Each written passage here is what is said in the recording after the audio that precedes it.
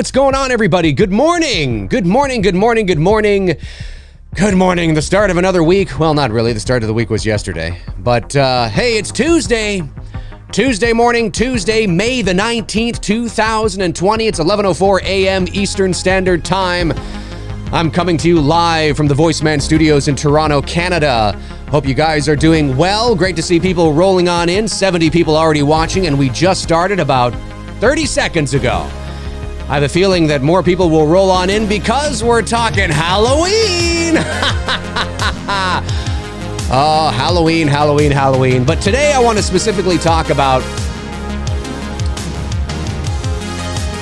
the Halloween watch party that happened over on Twitter on Saturday.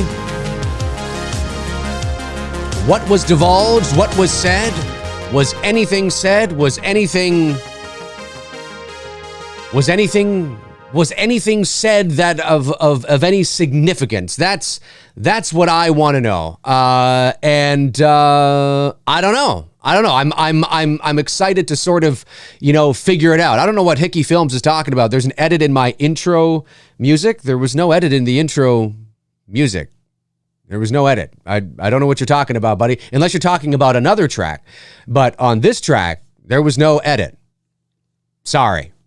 Anyway, yeah, I want to talk about, of course, the Halloween at home that happened over on Twitter on Saturday. And of course, much to the chagrin and upset of a lot of people, we did not get a trailer. There was no poster. I told you. I don't like to, I told you. I just didn't think there was, it's not that I didn't think there was going to be one. Again, I have a funny, I got something I got to tell you too, which is, I feel sort of bad for, I don't know why you would do this. Anyway, no surprise to me. I said to you that I would have been stunned if they released a trailer. I said in my previous show on Friday, I said, what this is more than, it's just good PR. There's no news, right? Halloween is not the only movie that Universal is doing that with. They have quite a few watch parties on their slate. It's just good PR. It's good for the fans. It's good for pop culture. They did it with Halloween because there's no news. And they're like, you know what, let's do this. Let's watch, let's put it out there. They're going to ask some questions. You can have some fun with it. It's just great PR. And that's exactly what it was. But that does not mean that some interesting things were not revealed. And again, I don't pretend to know it all. I'm not saying that I had any kind of inside information about it. I didn't. Sometimes I do get some inside information from people I know. And sometimes I don't. More often than not, I don't. I'm just going on what I know about how the industry works, about how marketing works, about the sort of the pulse of the industry, what's happening with productions and things like that. I'm sort of linked in and hooked into that via many people I know. And so, I mean, I just would have been stunned. I would have been surprised. And we didn't. So that doesn't surprise me. I know it surprised a lot of you, but it doesn't surprise me. I received a message. Was it yesterday or Sunday? I think it was Sunday. God, the days are bleeding into each other, aren't they? I think it was Sunday, the day after the day after. And it was from, I'll leave him nameless because I don't know if he wants me to say his name. He said to me how disappointed he was. I'm paraphrasing this. He said he was extremely disappointed and he was very angry. He was extremely angry. Not at me. He was just sort of venting to me about the whole thing. And he's like, I can't fucking believe they didn't drop a trailer. He said, what the hell was the fucking point of this? What was the point of having this watch party if you're not going to drop something? This is what he's saying to me, right? I can understand that. I can understand how he would be livid about that. He said he was I'm not making this up. He said he was so confident. Now, whether he's telling the truth or not, I don't know. I'm telling you the truth about what he said, but whether he's just yanking my chain, I don't know. But he said that he was so confident that they were going to drop the trailer on Saturday that he bet his buddy $500. $500. Because his buddy said, no, they're not going to drop it.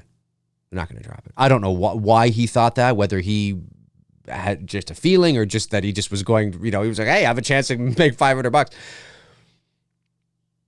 course, if they dropped the trailer, he would have owed him $500, I assume. Well,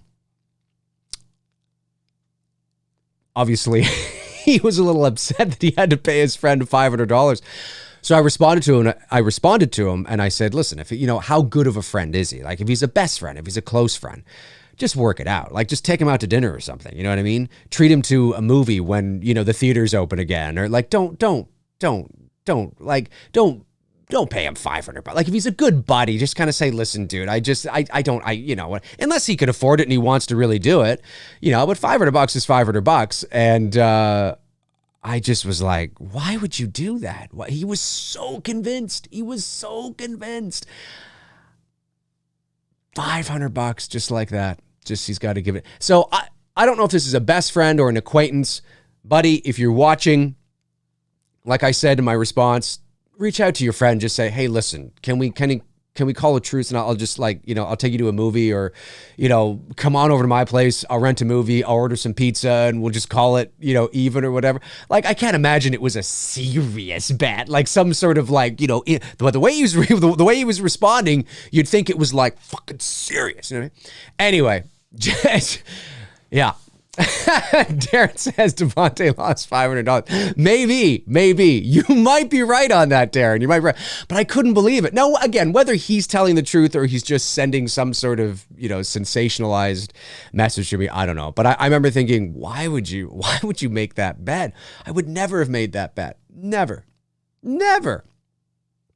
Anyway. No trailer, no poster, not surprising to me for the reasons I said on Friday. I don't need to get into all that here. But some information was revealed naturally, and it was what I thought it was going to be. Do you remember on Friday's show when I said I thought it was going to be I wasn't 100% sure, but my thought was that this wasn't like a watch party in the sense of like what Tony and I do with two dudes and some bullshit.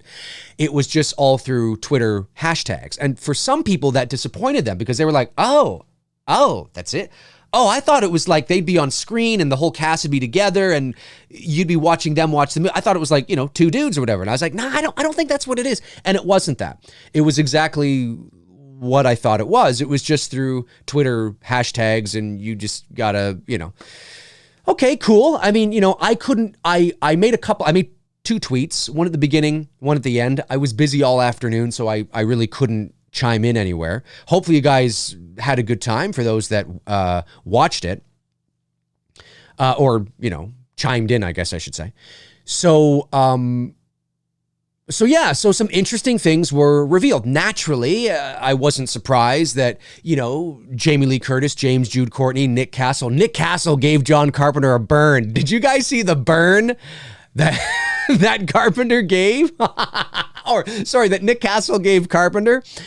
I'm paraphrasing. Maybe it's in the list I'm going to show here. I'm not sure if it is. But he said something to the effect of, I'm paraphrasing, but it was like, I wonder if John did anything or just sat on his butt and collected residual check or something like that. I was like, oh, burn.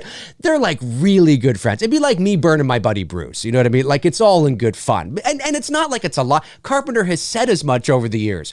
A wonderful thing just happens. I open my hand and a check falls. I mean, he knows he said that. It's not like it's, ooh, I mean, but it was a burn nonetheless, right? And it was just fun. It was really funny because Carpenter, responded back like, calm down. That's all he said was calm down. And I can tell if he was actually the one on his Twitter feed, and who knows if it was really Carpenter or his wife even, but I could totally see him going, oh yeah, you fucking think so, eh? It's just funny. Love that burn. But yeah, there was some information between Judy Greer and Andy Matichak, actually, I think made an appearance in there as well. James Jude Courtney, David Gordon Green was handling Blumhouse's Twitter feed, because a lot of people were like, where's David Gordon Green? He was tweeting from Blumhouse's Twitter page. So anytime you saw Blumhouse tweet, it was David Gordon Green. And some interesting stuff. So No trailer, no poster, no behind the scenes. Didn't surprise me. I know it disappointed a lot of people, but let's go over and see what they were saying, what some of the information was. This is courtesy of HalloweenDailyNews.com. So the fine folks over at HalloweenDailyNews.com, again, they don't know me. I don't know that. Well, I think they know who I am. I know who they are, but I'm not getting anything for this. I just, they have their franchise almost better than anybody, right? I mean, it's just what they do. Halloween Daily News. Come on. Anyway, so this is courtesy of them. Let me just go over to my other screen here. There we are. Halloween Daily News. Oops. 1 second here. I accidentally clicked on that. One moment here, ladies and germs. Let me just open this up a bit bigger so I can actually kind of see it. Although I just realized now I'm in the way. Nonetheless, there we go. Okay, so Halloween revelations. Halloween kills teases from the watch party. Okay, so I'm not going to read what it says there. You guys can read that. Let's jump right to the tweets from everybody and kind of see what's going down. Let's 1 second here. Okay, want to make sure my mic was on. It's on. Okay. So Jamie Lee Curtis says, I really wanted Andi Matichak to have the same and introducing credit as I had in the original movie. I think she should have. I think that would have been a nice touch. Being that I think it was her first movie though? Was it Andi Matichak's first movie? Because if it was, that would have been a nice touch. They didn't do that. Anyway, Blumhouse. So again, anytime you see Blumhouse, it's coming from David Gordon Green.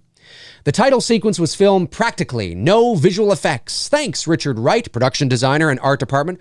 Most of us know that by now. It was a pumpkin. It was a rotting pumpkin in reverse or whatever. We know about that. That's not really too, some people might not know that. I knew that though, and I think a lot of you guys did. Where's my cursor here? Here we are. David Gordon Green again says, some dude Matt says, who is Karen Strode's father? And David Gordon Green says, some dude Lori met at a bar. She doesn't even remember his name. So that puts to rest, unless David Gordon Green is being cheeky and, mysterious and misdirecting. I doubt he is, folks. Let's not read too much into it. Sometimes a duck is a duck. So that should put to rest that this guy at the bar or Karen's father is Ben Tramer. It is not Ben Tramer. Now, that doesn't mean that Ben Tramer may not make an appearance. Maybe he was somebody else that she dated. But that is not Karen's father, according to David Gordon Green from Saturday. Nick Greeley says, everyone talks about the alternate ending, but I want to see the deleted scene between Karen and Lori at Karen's work. David Gordon Green says, in the original script, Karen was a child psychologist and had a lot of puppets. That would have been fucking scary. The scene was cool, but it didn't fit the rhythm. There's a few things in there that don't fit the rhythm, but yes, I could see what David Gordon Green is talking about. A child psychologist. Maybe that might be why. Because if she is a child psychologist, that might be why maybe some residual effects of that character kind of translate over. Even though she's not a child psychologist, she didn't end up being that way. There is a nurturing, sort of sweet, almost... Well, there's a real naive boneheadedness to Karen as well. Mom, the world is a nice and sweet and wonderful place. And it's just kind of like, really? I would never have written that for her to say. It comes off as, it's so absurd. Everybody knows the world. We all want the world to be, to live in some sort of, well, I don't. I think that would be barf inducing. But I get that, in theory, it'd be nice if there was this utopian sort of, but nobody is that naive. You know what I mean? The world is a wonderful place. It's so wonderful. Come on. Anyway, I just thought that was kind of funny. Maybe that was a bit of but then again, if she was a child psychologist, you wouldn't want her that naive. But anyway. Cool. No big deal though. Okay. And then David Gordon Green says, that was Ryan Turek's cameo as the silhouette when Lori screams. I didn't know that. That's new information. Did you guys know that? I didn't know that. That was... that was Ryan Turek. Of course, David Gordon Green is talking about when Lori is in her car, she's drinking, she's at the sanitarium, and she screams, and the shot is from over here, and you see the silhouette of the shape approaching the guy. It was actually one of my favorite shots of the entire movie. So Ryan Turek, if you're watching, awesome job. Great stuff. Yeah, that was cool. That was cool. And perfect. Like that's such a perfect little cameo that's secretive. You know what I mean? Like kind of under the radar, but you always know that that's you. And it's like, oh, that's me. I know that, but they don't know that. I like that kind of shit. Jamie Lee Curtis says, I'm going to tell you all the secret. That baby cry is me. No one knows that. Well, everything. My understanding was that part of it was her and part of it wasn't. I think she said something like that before, but maybe she didn't. Maybe I'm misremembering that. But that's not new information. I actually knew that. Yeah, she was doing the whole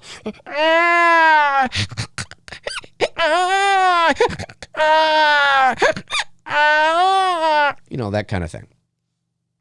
Works better when you actually have a handkerchief or like a cloth or something that you can muffle the sound with. It works better. It's like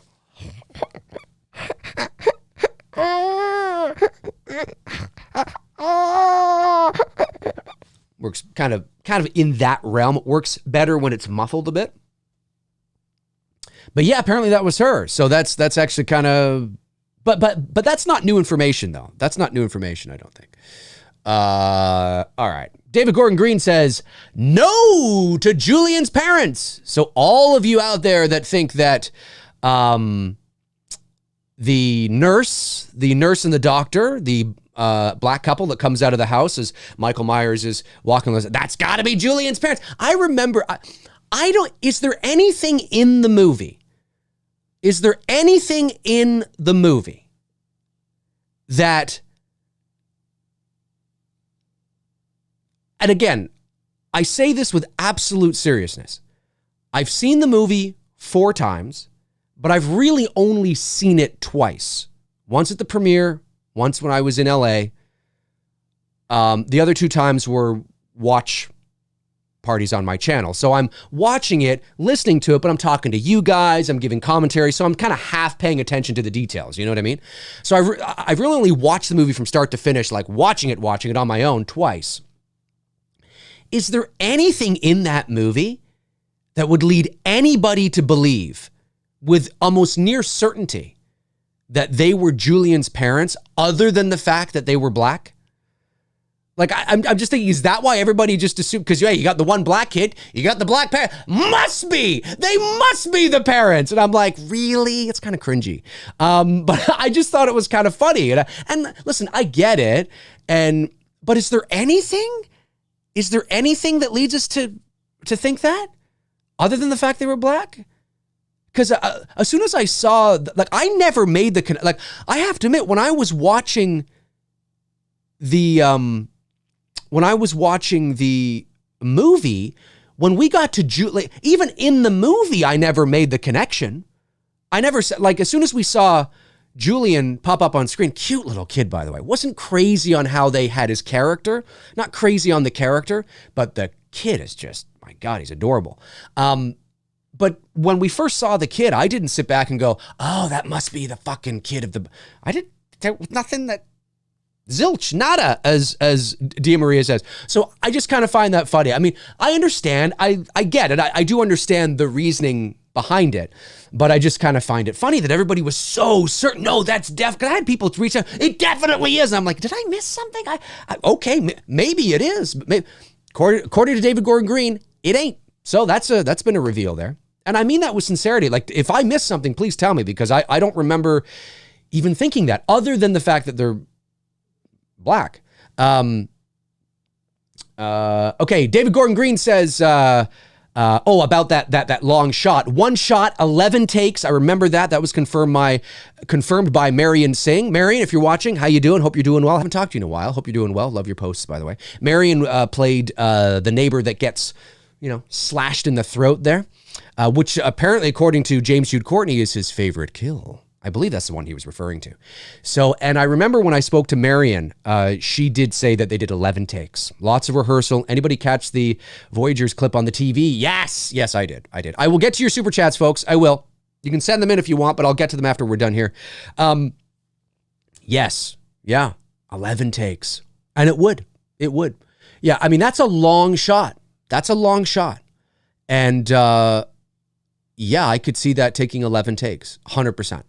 Because there would have been something, absolutely. And they probably got, out of those 11 takes, I'm going to speculate there was maybe 2 or 3, there was at least probably 2 that were pretty good. And he was like, let's get, there was probably a moment where they were all like, let's just get one more for safety. So, because it's an important shot to this movie, right? It's a very stylized, important shot to this movie. Let's get one more. Like, it wouldn't surprise me if out of those 11 takes, he had 3 that he was pretty satisfied with. And maybe the differences between them were marginal. Like, he wouldn't have, out of those 11 takes, I doubt there would just be one that was great. You know what I mean? There might be one that he liked over the others, but there were probably at least 2 or 3, I speculate, that were pretty good. But believe it or not, there was probably like 7 or 8 that were like, you know, or just things happened. A light fell, or somebody's arm was in the shot, or, you know, the camera guy trips a little bit, or like something that would disrupt the shot. You know what I mean? Unless he means 11 complete takes, because that could be that too. Maybe there were 11 complete takes. Anyway, on with the countdown here. Very cool indeed. James Jude Courtney, my boy, Nick Castle in the window, me in the mirror. We shared this scene. It was the passing of the torch. Yeah, I've talked about this on my channel. Nick Castle only appears in one scene in the entire movie. And it's really only one shot because, of course, scenes can have multiple shots, as you know. You could have like 500 shots in one scene. A scene could last 10 minutes. But this was Nick Castle's only scene was when Laurie, or only shot is when Laurie looks up at him through the window and he does the head tilt. As soon as she shoots the window and you see the mirror crack, look very closely. Michael changes. It's quick, but there's a distinct change in sort of the way he looks. It's almost like a jump cut, but it works because of the smashing of the mirror. So the jump cut is sort of, it's not a jump cut, but that feel of the change where it's kind of a bit like this is masked by the breaking of the glass, right, on the mirror. So it actually works. But if you pay close attention, you can see the change from like Nick kind of like this to James kind of upright a bit. You know what I mean? So that was really cool. But yeah, the only shot in the movie that's Nick is him in the window going like this. That's it, folks. That's it. Cool stuff. One of his favorites.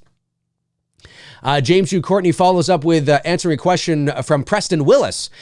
Says, was the hand rig wore by Chris Nelson through the door? Was the hand rig wore by Chris Nelson through the door? And James Jude Courtney says, yes, and it was brilliant. That was actually Chris Nelson's hands in that scene because I was prepping for another scene. See all that little type bit kind of information there. I like that. Of course, James forgot the D in hands, but I get what he's saying. That sounded like William Shatner there, but I get what he's saying. Now this is cool. I thought this was actually one of the coolest ones because I have a few tattoos myself, and this one right here is the feathered pen is honor of my father, and the hummingbird right here. Oh, can you guys see that? There we go. The hummingbird right there is in honor of my mother. So I thought this was cool, you know. David Gordon Green says, I promised the crew if the movie made $100 million, I would get this tattoo. I got it on that date. Also, my father's 80th birthday. Thanks everyone for making it happen. See, I think that's pretty cool, man. Where are we here? There we go. So he just has the date, 10/31/18, 10/31/18. I think that's pretty cool. Pretty cool. And simple, classy, right? Not overbearing, you know, just the date. I think that's awesome. The real question is he going to have another tattoo? Is there like another sort of, hey, okay, now if this movie makes, you know, whatever, I'll get this. Can you imagine, like, it's like an extreme? All right, I got that little tattoo this time. Okay, what? I'll tell you what. If Halloween Kills makes $100 million at the box office, I'll get a gigantic Michael Myers tattoo on my back from the top of my neck down to my ass crack. That's what I'll do. Can you imagine? It'd be like, oh my God, David. He's like lying on the table for hours. He's like, and then all the shading you'd have to do. Shit. Like, folks, the shading on the 79 and the M31 here, like the shade, I mean, that's relatively small, but to get that black, the shading, that's what they're doing on his back. Can you imagine? Be crazy. Anyway, that's cool. I think that's cool. This we already knew. I knew this from reading about it, I guess, a year and a bit ago. Laurie's bedroom was a set, Laurie's bedroom was a set built as a recreation of Tommy Doyle's house in the original 1978 Halloween. It was going to be used for an alternate introduction that was never filmed. And of course, David Gordon Green says, Laurie's bedroom was a set built as a recreation of Tommy Doyle's house, 1978. Exact dimensions. It was an alternate introduction that was never filmed. People didn't need the recap, right? That's right, David. That's right. Nobody needed the recap, and certainly nobody needed the ending of the original movie to literally change. Remember, in a very early draft of the 18 script, Loomis was going to die at the hands of Michael in that master bedroom, and Laurie was going to be the one that shot Michael Myers 6 times and having him fall off the balcony. That is true. Look it up. Thank God. Why? Why would you do that? Why? You render every copy of Halloween obsolete. Crazy. Hey, listen, if you want to reshoot the ending of the movie from a different perspective, I would never do that, but it's like, okay, I mean, okay, but literally change what happens? That's just insane. It's insane. So yes, David, that's right. We don't need it. All right. Let's move on here. James Jude Courtney is responding to Ryan Turek, actually. Ryan Turek says, or is Ryan Turek responding to James? Not sure here. Anyway, let's read Ryan Turk's first. When that stunt performer took the spill down the stairs and then did the Myers sit-up, you could hear us all behind the screams yelling, yeah, cheering like the nerds we are. Oh, interesting. So that wasn't James Jude Courtney doing the sit-up. I didn't know that. Isn't that interesting, folks? I didn't know that. James Jude Courtney says, I was happy to let the guy half my age take the fall. Stair falls hurt. I have no doubt, because James Jude Courtney has some, experience doing stunt work, right? So I didn't know that. That was another actor doing the setup. Well, whoever it was that Aaron maybe? Was that, I forget the guy's name, the guy who's going to be playing Michael Myers in the flashback scene in Halloween Kills is a gentleman by the name of Aaron. I forget his last name now. And I wonder if that was him, maybe. Or maybe somebody else completely. Interesting, though. I didn't know that, right? That's kind of cool. Right? That wasn't James Jude Courtney to the set. It was some other guy. And I can understand. I mean, we sometimes forget that James Jude Courtney's in his 60s, too. I mean, he's not like he's, 35. Probably the right choice, James. Probably the right choice. But hey, I mean, you are a physical specimen. You're in great shape for your age. Physical specimen. David Gordon, Yeah, you heard it here first, folks. James Jude Courtney is a physical specimen. Okay. David Gordon Green says, most of it was Laurie and Michael. Oh, okay. Hang on. Let me read the, my name is Chappie. Am I saying that right? Or Chapel. It's a bit smaller here on my screen than opposed to the one above it. Anyway, will we ever see any of the original cuts? Just for funsies. Pretty please.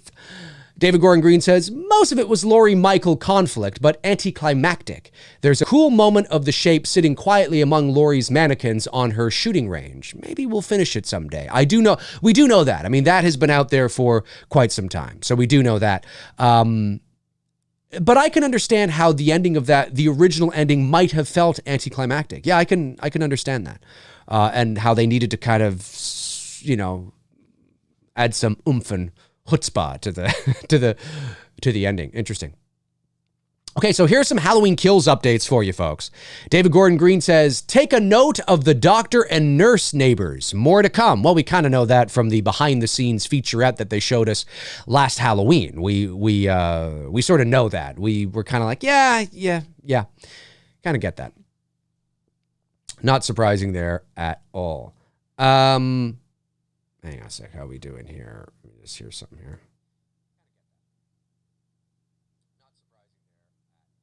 Okay, just want to make sure everything sounded okay. Everything seems to be okay. David Gordon Green then says, cemetery caretaker played by, is it Diva Tyler? I almost expect I want like another I in there, like Diva.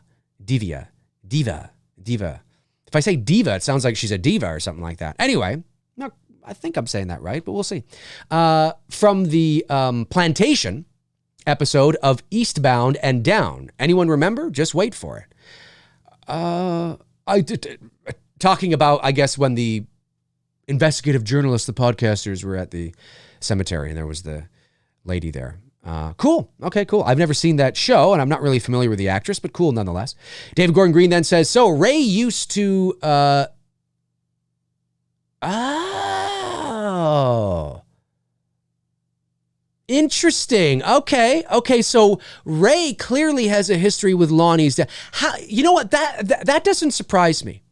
That doesn't surprise me. I actually haven't seen this tweet. This is the first time I've seen this tweet. Is anybody else surprised that Ray knew Lonnie's dad? I mean, I'm not surprised about that. I'm not surprised about it. I mean, I'm really not. So that doesn't surprise me that he would have some sort of, although he says used to. So who knows how long ago that was when they were doing that, right? But I mean, it was clearly, I don't know. It's kind of interesting. It said, oh, is it said in the movie? Oh, okay. I don't remember that. See, you've probably seen it more times than I have. Again, there's an example of, I've only seen the movie twice. The last time I saw the movie, they talked about it at the dinner scene. Okay, I don't remember that. The last time I saw the movie, saw it, was in 2018. Now, again, I've watched it twice here on the channel, but I'm half paying attention talking to you guys and all that kind of stuff, right? So the last time I actually watched it with no distractions was October 2018 when I was in Hollywood.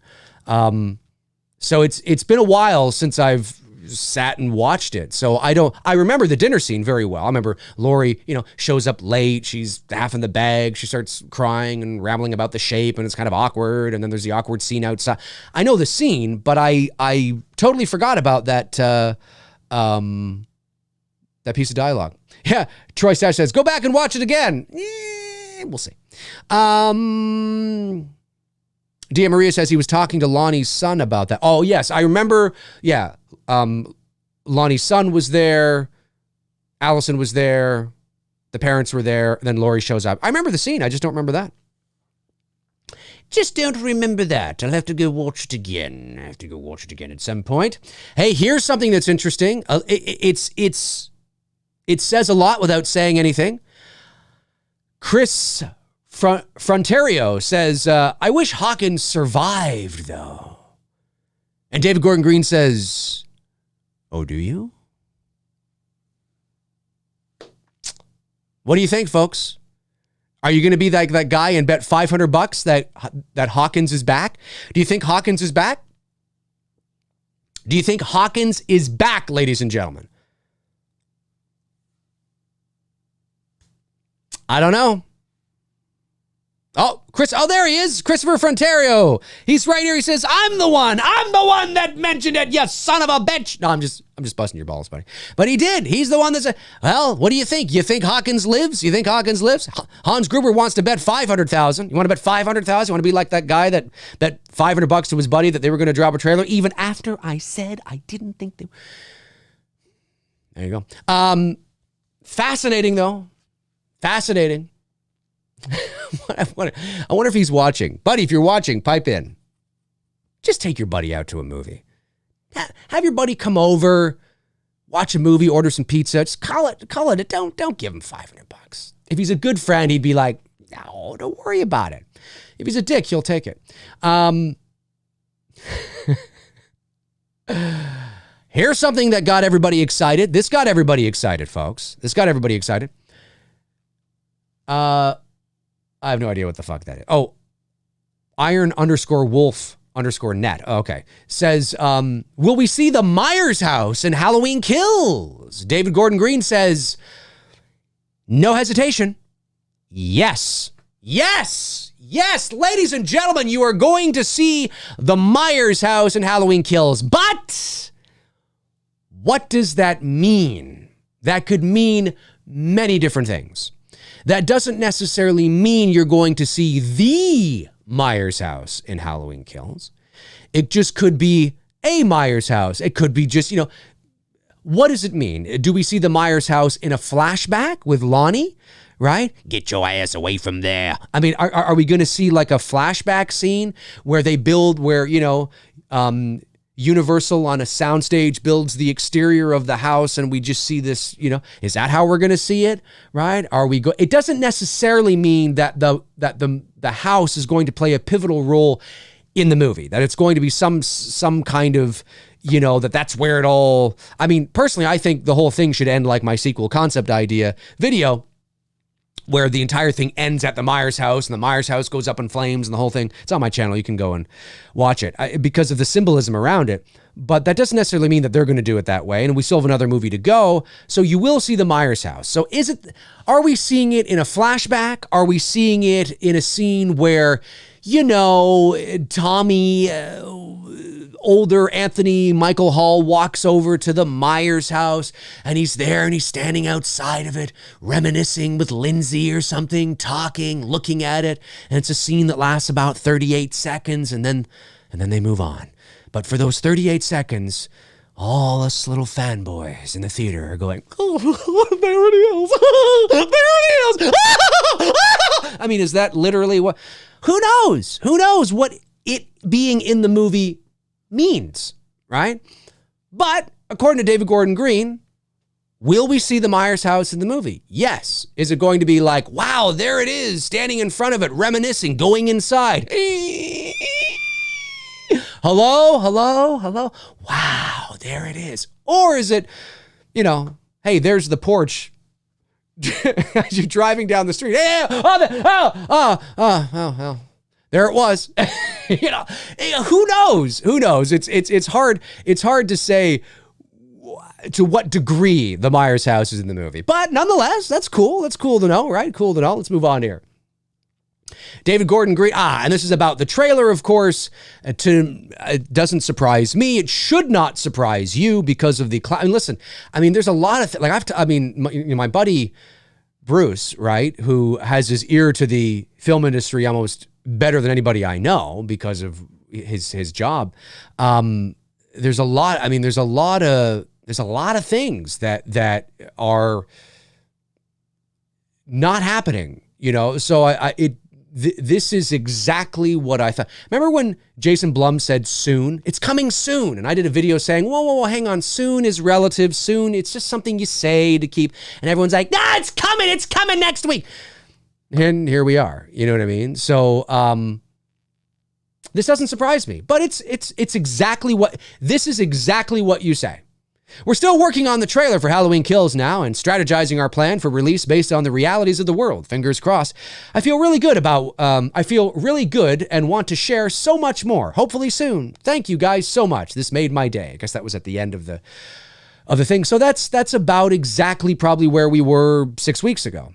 You're not going to see the trailer in May. In June. I'm not feeling June. You might get it in July. June, I got to talk to a few more people. I'm not feeling in June, but I got to talk to a few more people and see what they think. But the good news is that I think there is still a high probability that you'll get this thing in the theater in October. That's the good news. Things can change. Things can absolutely change.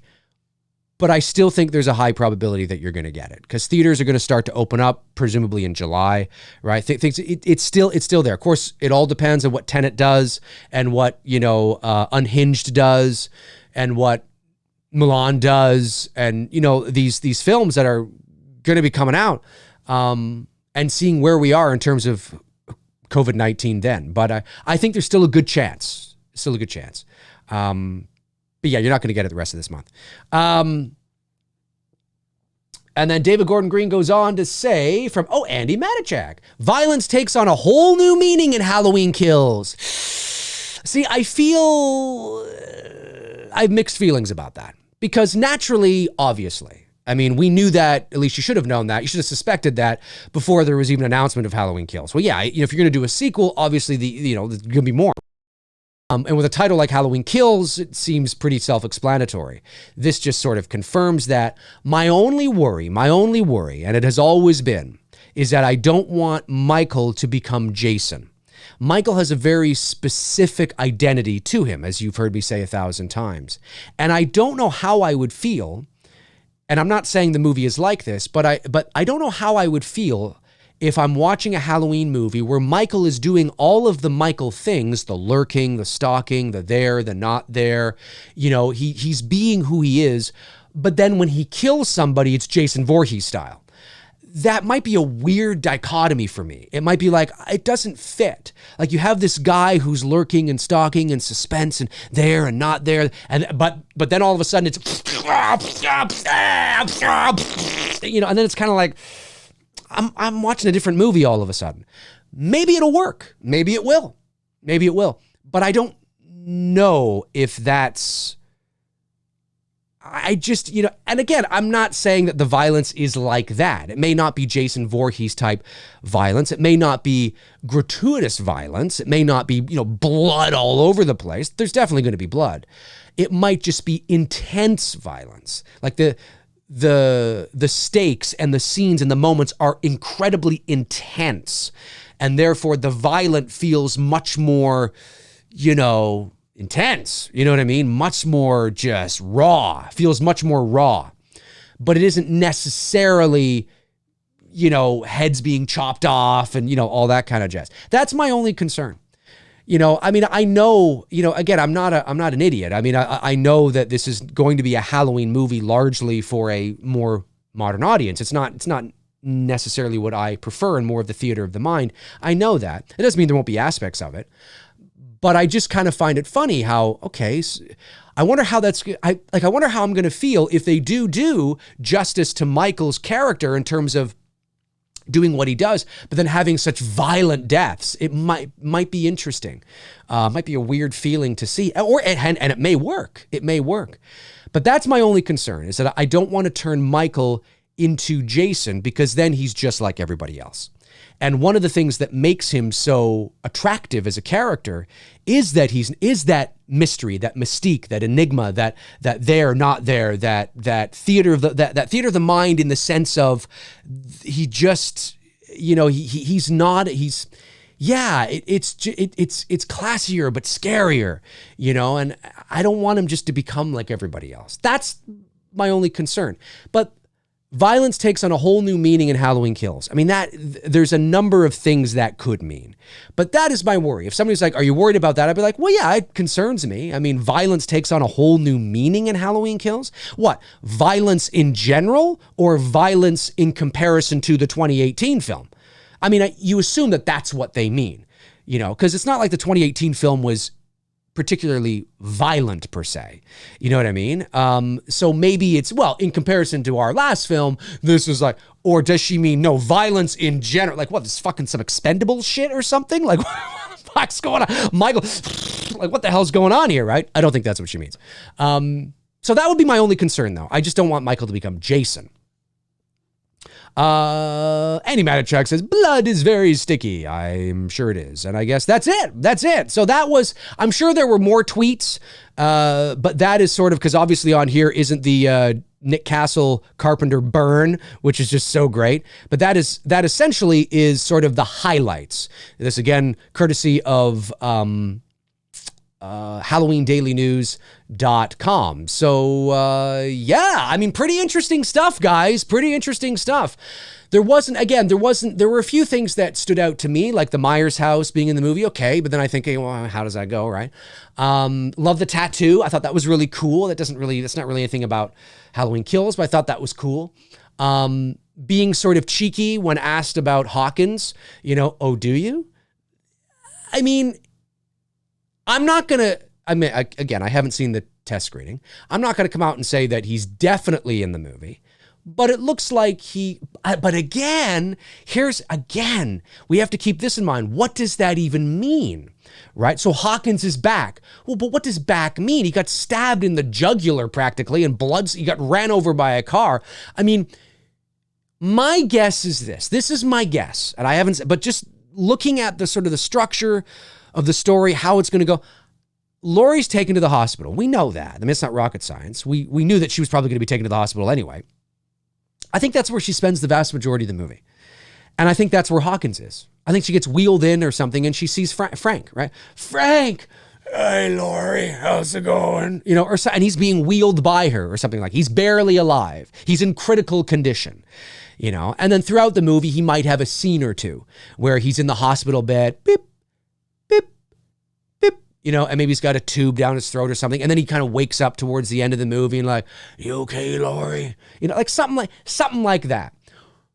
But because Halloween 18 kills and ends reportedly happen all in one night, even the third movie, the three films are all in the same night, the chances of Hawkins recovering from that and then being back and being badass Hawkins, not that he was badass, but you know what I'm talking about, is highly unlikely.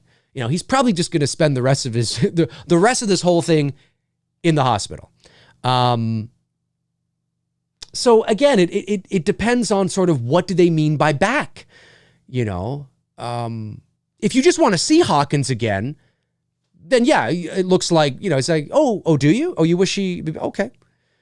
But we got to sort of temper the expectations and realize that, okay, hang on a sec. So the Myers house in the movie, well, that could mean one of 8,000 things.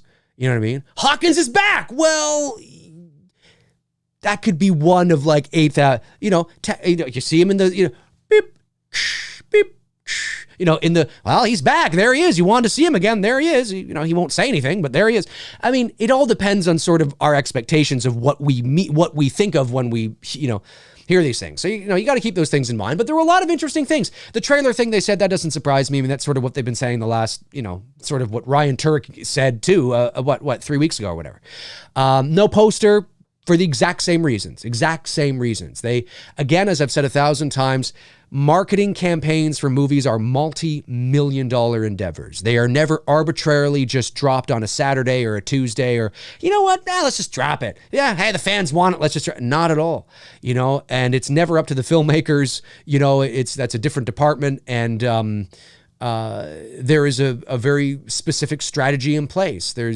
They look at the landscape, the market. They look at what other studios are doing, how they're marketing. What I go up against, I don't know, if we drop that there, they're going to do this. There's a whole thing. There's psychology around it as well, and so it's and especially right now because of COVID-19. Yeah, as David Gordon Green said, we're trying to strategize our marketing right now because of everything that's going on. It'll come, but just not yet. Because we don't know what the fuck's going on yet. I mean, some states are opening up, others are not. LA just, the mayor of Los Angeles just said that there's a stay-at-home order in effect until the end of July. So it's like, I mean, it's not mandatory, but that sort of state of emergency, we recommend that you strongly do this, is in order for the next 3 months. So, but then some states like Texas are opening up. Like it's it's really messy right now. So it's they're just trying to sort of get their footing and figure out what the best strategy to do, maximizing their dollars, right? Because they're going to spend a lot of money on this. I mean, they're probably going to spend at least, I don't know how much Kills cost, it's probably a bit more than 18, but they're probably going to spend at least 25, 30 million on marketing, I would imagine. So, I mean, I would imagine something like that. maybe a bit less, but probably somewhere in there. I mean, you want to maximize it, right? So I don't know. We'll see, man. We'll see. Hey, let's go over to some of your super chats that just came in. Well, it didn't just come in. They've been coming in all morning. You guys are great. Luis Nunez, am I saying that right? Thank you so much, buddy. Dave, thoughts on if Scream 5 will be a sequel? Well, it looks like Scream 5 will be a sequel because David Arquette has just signed on to Scream 5. So, yeah, it looks like that will be the case. I don't think Scream 5 will be a prequel because David Arquette's too old and you'd have to do some deep fake fucking de-aging shit on him. So yeah, really interesting. I'm very curious to see over the next couple of weeks or so whether we'll hear Courtney Cox is signed on, Neve Campbell is signed on. Really interested about that. I'll probably talk about it on this channel. Maybe on my Thursday show might be about that. I'm not sure. Intel Wild sends in a super chat, says, Dave, if Castle and Carpenter were such good friends, why didn't Nick play Michael in H2 instead of Warlock? Well, because Nick Castle, if Castle and Carpenter were such good friends, you're implying like there's no other reason that could have possibly taken Nick away. I don't think he could do it. He couldn't do it. He was too busy doing something else as far as memory serves, I believe. He was too busy doing something else. And yeah, and it just wasn't, again, you have to go back in time and remember that it wasn't a big deal. Like, it's a big deal to us now because of the history, and we're looking back at it in retrospect, but nobody in 1978 or 1980 or 81 was thinking, oh my God, Nick Castle's performance was so epic. Oh my God, Nick Castle was holy fuck. Because there was nothing to compare it to. He was just a dude in a mask walking around. He was just it. That's it. Nobody cared. So it was just like, let's just get anybody to walk, just sit in the mats and walk around. I mean, Dick Warlock, the reason Dick Warlock was walking around like a zombie, which was very different, very, methodical, is because nobody told him how to walk. Like, he tried to find, how do you guys want me to walk? I don't know, do whatever you want. Nobody at that time, in that moment, there wasn't the retrospect. I mean, there wasn't the years of shitty movies and analyzing and internet and fandom and pop culture to look back and go, oh, I think that's why it wasn't happening then. So if Nick Castle was busy, they were like, I mean, I don't even know if he was even offered it. And that wouldn't surprise me. That wouldn't have anything to do with their friendship or anything like that. They'd just be like, nobody cares. I mean, listen, Nick got the job in the first place, not because he was the right man for the job. He got the job in the first place because he was hanging around the set, because he wanted to be a director. He knew Carpenter from film school. And he would go down because they were shooting Halloween down the street from where he lived. So he went down to hang on the set, right? Naturally. I mean, geez, why not? I do the same thing, and John was like, listen, Nick, I mean, since you're here every fucking day, why don't you just throw that, like, we need somebody to be the killer. Why don't you throw on the mask? And Nick was like, all right. And he's like, well, how do you want me to walk? And John Carpenter was like, I don't care. Just walk. Just be yourself. Just walk. There's no like, ooh, just walk. And that's what he did. And Carpenter famously said, I had him walk like a man and not a monster to make him scary. Just be yourself and walk. I mean, anybody who's met Nick Castle in person, and I've only met him twice in person, seen him 3 times in person, met him twice in person. But anybody who's met him, if you see him, now he's, yes, he's older now. I think he's close to 70, if he's not 70 already. I think he is actually 71 or 2 or something. He's got a bit of a pot belly now, so he's older.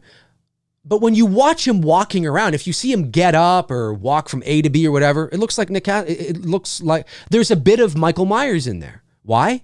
Because that just was Nick Castle walking. It'd be like you walking across walk from the kitchen to, the TV. There you go. You know what I mean? Like, that's literally what it was. Now, did Nick Castle implement a few extra things in there, like the head tilt and the sitting up like this and then turning that? Sure, right, of course. But it wasn't a calculated, creative decision that was methodically thought about and implemented. It was just something he did that everybody was like, oh yeah, hey, that's cool. Yeah, do that. That's all it was. So when it came to 1981's Halloween 2, people were just like, yeah, just put him in the mask and just walk around. And of course, then Dick, of course, made, I think he made it, he should not have done that. To keep continuity, he shouldn't have done that. Rosenthal should have been like, no, Dick, just walk. Just walk. Now, would his walk have been a bit different than Nick's? Sure, but it would have been more believable that this was the same person because they're essentially just walking. You know what I mean? And they're about the same height. I mean, Dick Warlock's 5'9", Nick Castle's 5'10". So they're, about the same height. Dick Warlock had some lifts on too. You can tell. So yeah, I believe he was busy, if I'm not mistaken. The chat room can definitely let you know, but I believe it wasn't just that he wasn't asked. I think there was something Nick was doing as well. But I also think he wasn't asked. I think he wasn't even asked, as far as I know. All right, let's move on here. Is it Juan Rivera? Or is the J silent? Juan Rivera? Maybe it's Juan. $10.99 super chat. Thank you. Or $9.99 super chat. Thank you so much, buddy. Says, Blumhouse states they will release a novel adaptation of Halloween Kills. Thoughts on this, Dave? By the way, your fandom of Halloween horror films just keep me watching your vids. Love it and you, bro. KUTGW.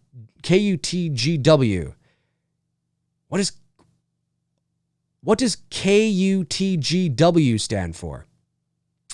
I must be out of the loop. I don't know. Chat room, let me know. What does KUTGW stand for? Thought on the novel. Well, I'm not a big reader. I mean, obviously I can read, obviously, but I don't like reading novels, even if they're to the movies I love. I just watch the movies. I cringe. A huge pet peeve of mine is putting something in the novel that you didn't put in the film. It's like, no, put it in the fucking movie. Like, I don't want to have something that's vague and ambiguous in the movie. And now I got to go read 6 pages of chapter 4 in the novel to figure out what the fuck is going on. I hate that. I loathe it. It feels cheap and chintzy to me. It feels like a cop-out, and I don't like it. I've never liked it. I never will like it. Not to say that that's what they're going to do with Kills, but that's a sort of side thing that I don't like about it. Don't really care. I don't really care. I mean, there's no doubt there will be things in Halloween Kills that have expanded on because you can take your time with the novel. But I don't really care.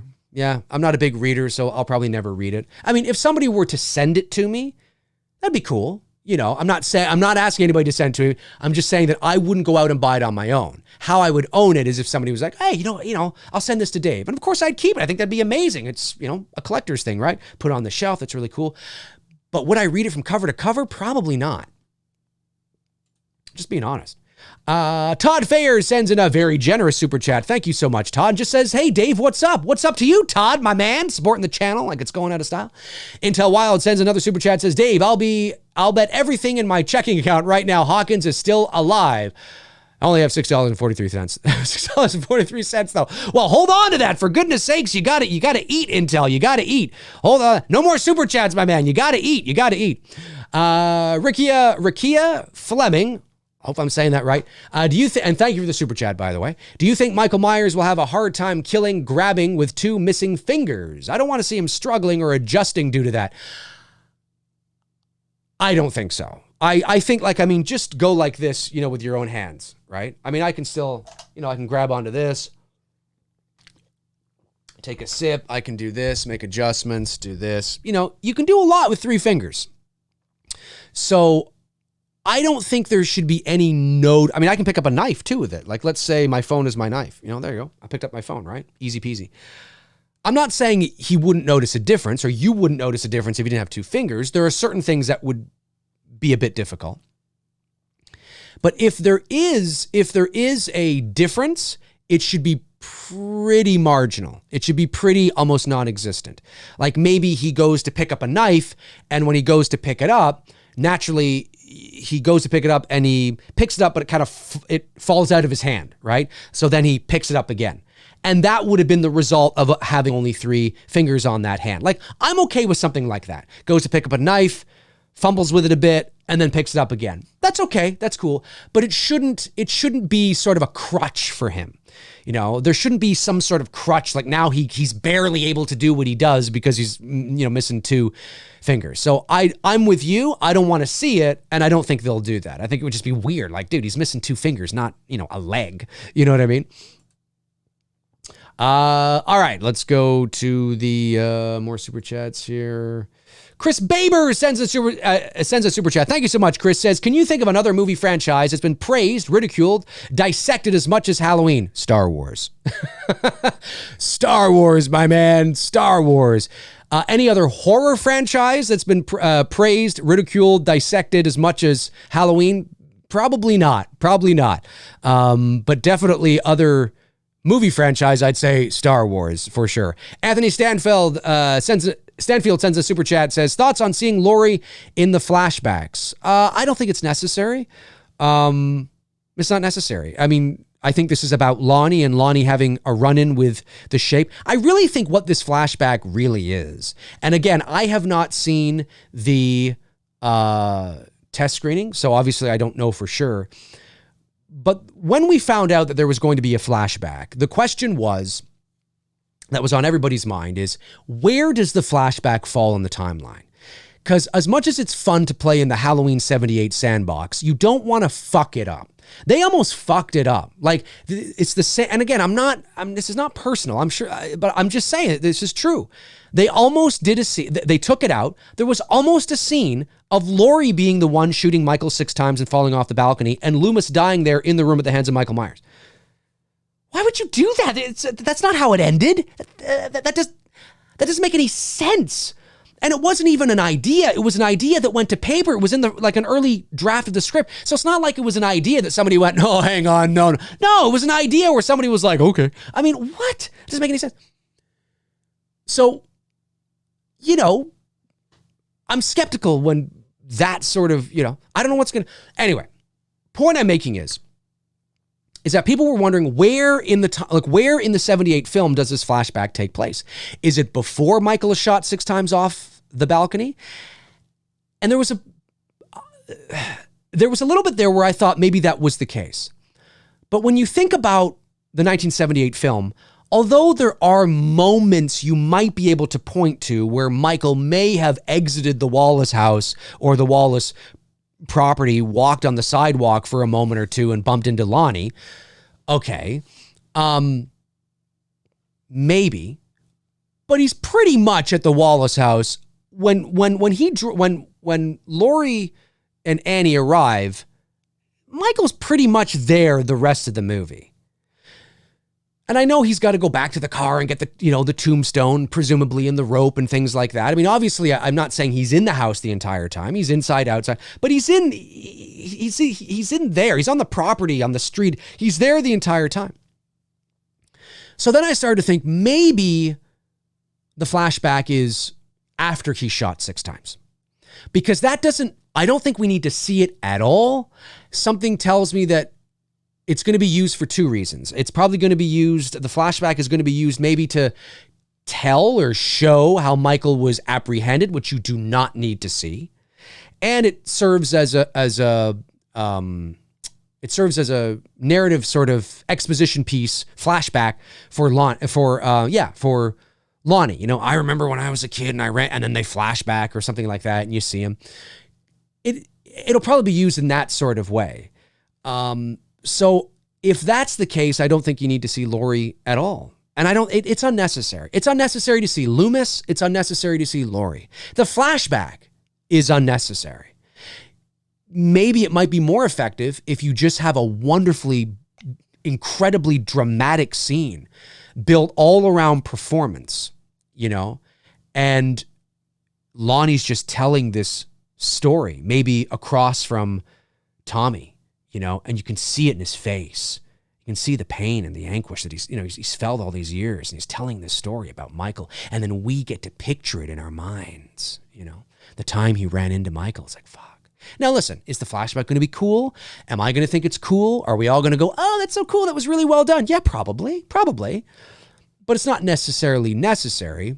But your question is, Laurie in the flashback, I don't think it's necessary, especially if it happens I guess the point I'm making, because I'm rambling here, the point I'm making is that I think it's a high probability that the flashback actually happens after he shot 6 times off the balcony, because then you can justify him leaving the property. He leaves the property, he walks around the corner, down the alley, shot 6 times, and he runs into Lonnie. You know what I mean? Like that might be the perfect opportunity to have that. And at that point, of course, the cops are looking for him and all that kind of jazz. So, but you don't need Laurie there at all. Laurie's back at the Doyle house. Don't need her. So yeah, there's a lot of people that you don't need. Just because you can doesn't mean you should. So it's crazy stuff, but yeah, I'm with you there. Let's see. Flashbacks. Chris Hames sends a super chat. Thank you, Chris. Says, was listening to two dudes while driving and almost had to pull over during the BJ bit. But you... Oh! Yes, I know what you're talking about. Bit you did when Jessica Biel had to kill her friend. Killer show as always. Thank you so much, Chris. Really appreciate that. Yeah, that was funny. That was... that was funny. Yes, that was. I'm glad you enjoyed that. All for fun, folks. All for fun. Yeah, that was funny. I can't help but think of that when I see that scene. It just, can you imagine? Like that would have been like a awkward Family Guy skit or something. Big G sends a super chat and says, "Will Anthony Hall be a good Tommy? I think he'll be great. Look, Anthony Michael Hall is a great actor, and I think he was a great choice to play Tommy. I know that a lot of people were really disappointed that Brian Andrews couldn't play the role, but Brian Andrews is not. He will always be Tommy, and he'll always. I mean, he's Tommy. He's 8-year-old Tommy. But unfortunately, if you follow Brian on social media, and he's not on his Facebook page, if you have any sort of insight into what his personal life is like, it's a bit of a mess. And he's had real issues with his mother, and he's not represented right now. If you're not represented professionally, they can't hire you. It's not like they're going to pay, Brian Andrews a check. Here's a check. He needs to be represented. He needs to be, I don't even think he's union anymore. I don't think he's part of SAG-AFTRA at all. Like there's certain there's reasons why he couldn't, and so there's that side, there's the professional side, but there's also his personal life, which is just in not complete shambles, but he's having a tough time right now. And I don't mean that as to knock him down. It's a reality. Brian, if you're watching, man, we love you. Stay strong. Just stay strong, man, and surround yourself with good people. Like, I mean, that's, it's tough, but we're here. But it's a reality of his situation. He then becomes a liability, even if he was professionally represented. Let's say he was with, William Morris Endeavor, or, I think it's ICM, I think is one of the big agencies there too, if I'm not, or CAA. I think it's CAA. Anyway, let's say he was represented, by one of those big guys, well, he still could be a liability. You don't know if he's going to show up. You don't know if he's going to have an issue with his family or something. It's just, it was the right call to make. It was the right call to make, professionally and personally. It was the right call. It's not personal, like they hate Brian Andrews. They think Brian Andrews is a piece of shit, and that's why they didn't hire him. It has nothing to do with that. Nothing to do with that. It's business. It's business. And so they made the right call to hire Anthony Michael Hall. And I think he's a terrific actor. And he looks like, I totally believe that he could be Tommy Doyle at, 50 years old. Totally believe it. Totally believe it. Yeah, it was great casting. Great casting. Let's see. Todd Fayer sends another generous super chat. Thank you so much, Todd. Says, Dave, do you think Gordon Green should be removed from directing Halloween Ends and find a director who knows how to direct a horror movie, since Gordon Green ruined the Halloween franchise?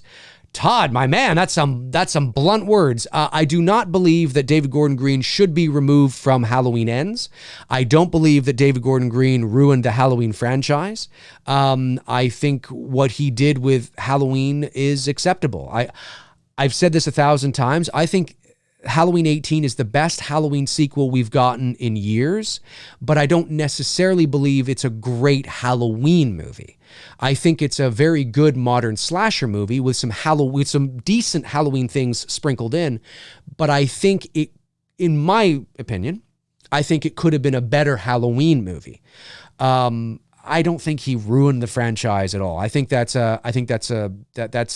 feel that way. I respect that you do, but I don't feel that way. And I don't think taking him off Halloween Ends, I don't think would be smart, because number one, we don't know what Halloween Kills is. Halloween Kills could knock your fucking socks off and you could walk away going, holy shit, that was amazing. You could. You know what I mean? Because, I think there is a liberation that David Gordon Green and company feel doing Halloween Kills more so than they did Halloween 18. Because, like I've said, they're now doing a sequel to their own movie and not Carpenter's film. They still have to abide by certain things, of course, because it is still a sequel to the original film. But I think they feel more liberated to, kind of expand a bit. Whether that's good or bad, we'll see. But no, I think at this point, no, just keep them on. Keep the aesthetic and the style, the consistency of the aesthetic and the style there. I mean, you might as well. Matthew Farisi, am I saying that right? Sends a super chat. Thank you so much. I enjoyed H-18, but it lacks suspense. Couldn't agree more. At least compared to the 78 classic. I hope that changes in Kills. Also, we need a really good chase scene. I agree with everything you've said. And thank you for supporting the channel, man. Reese Wilson sends in a super chat. Thank you so much, Reese. Really appreciate it. For the channel, keep up the great work, Dave, and keep us and keeping us all entertained. Really appreciate it. Thank you, Reese. Really appreciate you, man. Things are beginning to open up here in Ontario. We're starting to kind of see some things open up. So I'm really hoping that in the next several weeks, together with, the actors for It's Me, Billy, we can maybe thinking about getting the campaign going. And oh man, it's just been such an ordeal for everybody, hasn't it? And then Amar Alagic, Amar? Oh, I hope I'm saying that right. I have this feeling I'm not saying it right at all. Anyway, Amar says, is the lady with the gun the sheriff's daughter? The lady with the gun, the sheriff's daughter. Which lady with the gun? Oh, you mean in the nurse outfit?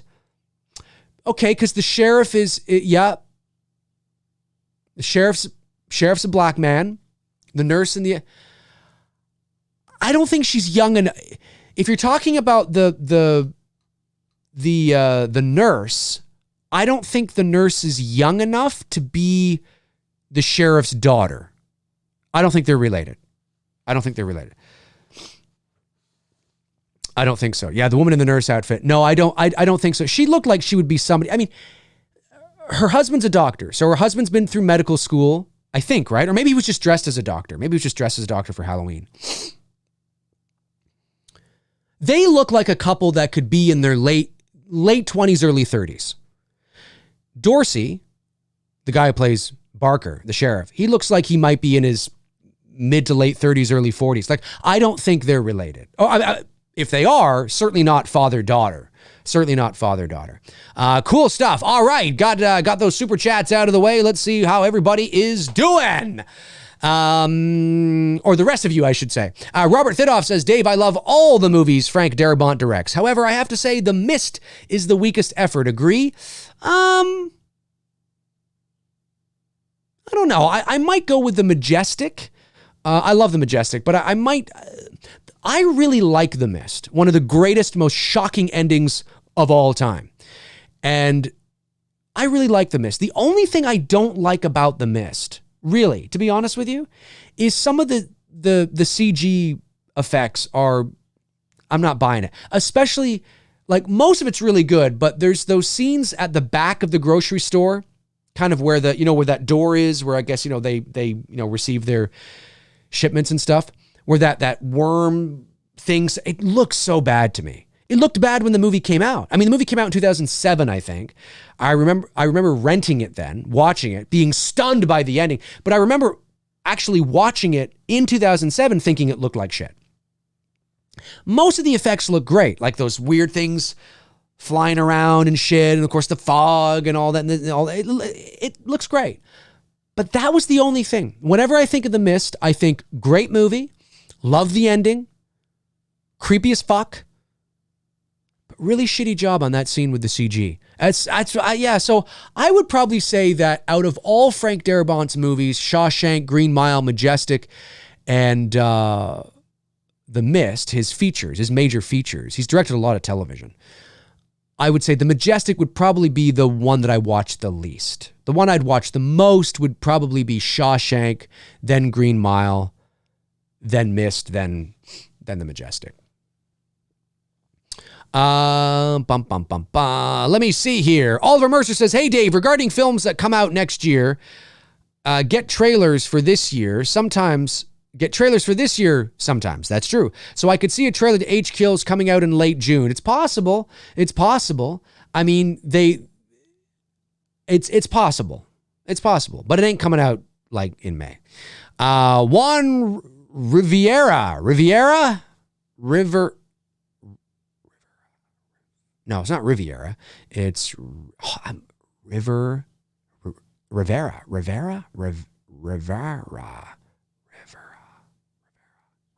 I think is what it is. Got to flow off the tongue a bit more. Thanks for the super chat, buddy. How about doing a McRae Live talking about the final girls in these horror films? In what order would you place these best final girls to worst? Well, Tony and I have talked about doing a show, a Two Dudes, on that. But I might do a McRae Live on that. Yep. I got a lot of things I want to, I still want to do my top 5 Loomis quotes. I wanted, or, speeches. I want to do top 5 John Candy films. But that's not a bad one. Man. I'll keep it in mind. Danita Brown says, love The Mist. That ending threw me for a loop. Really good movie. I could not agree more, man. Could not agree more. Absolutely. Like, it's one of those things that it blew you away. Michael King says, Dave, why didn't you and Tony do the original TCM? I like the remake, but surprised you chose that one. Well, Tony and I talked about the original Texas. There is an episode on our channel. I don't know what episode it is. Let me see if I can find it for you here. Now we don't watch it. Tony and I started moving our show in the direction of being like a watch party show last Halloween. But Two Dudes and Some Bullshit, Texas Chainsaw. That should bring it up. Okay, so episode 35 of Two Dudes and Some Bullshit. This is before we started watching the movies. Tony and I talk about both the original and the one we watched last night. Tony and I are definitely going to watch the original, but it's probably not going to be until, I think, November. Because doesn't the original Texas Chainsaw Massacre take place in November or something like that? It'll probably be towards the fall. Like there's reasons why we choose certain movies on certain dates and certain times. But I mean, the remake of Texas Chainsaw was arguably one of the best horror remakes of all time. So I know a lot of people really like that, and so we wanted to get that down. Alex G says, Dave, you should interview Sean Clark from Horror's Hallowed Grounds. He has multiple screen use mass props, which is cool. 100%. I've talked to Sean a few times. Met him at the 40th anniversary convention in Pasadena in 2018. Stand-up guy, really nice guy. Would love to get him on the show. Would love to talk to him. Sean, if you're watching, we'll make it happen. I also want to get Wolfman Gots Nards on, Lee McCoy on. I want to get a bunch of people on and interview them just about their YouTube channel. I had Cody Leach on, which was great. Love Cody Leach, fantastic. Loved the guys from Wham, of course. I'm just making the round, sort of getting everybody on, just finding out their story and who they are. Just all about them and their story. Jimmy Champagne, I want to get on as well, find out about him. I've just been so busy these last number of weeks with everything going on that I haven't been able to sort of set that up. I've just been doing these sort of solo shows, but that's coming. It's coming in the future. At some point. Sean would be one I'd love to get on, of course. Oh yeah, absolutely. Mother Mayhem makes her way into the chat. Hey, Mother, and thank you for supporting the channel that way, Mother Mayhem. Really appreciate it. She says, sorry, I missed so much of the stream. That's okay. Stupid YouTube reminders don't work. I know what you mean.